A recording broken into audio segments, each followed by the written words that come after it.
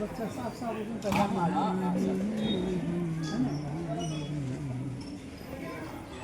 तब वो ग्रुप में सबसे पहले जो लिखा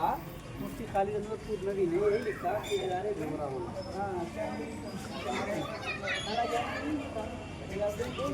हमारा मोबाइल लगा हुआ है और पकड़ा कि कहाँ क्या होगा तो भैया साहब भी बोले नहीं और नीचे किया उसके बाद बच्चा सबको जो है कहीं फोटो ले लेते हैं कि लुंगी पहचानने में आ रहा है हाँ फोटो ले लिए तो फिर वो बोला कि नहीं अच्छा कोई नहीं हम कहे कि रे कोई जलाए बोला ना लोग नहीं जलाए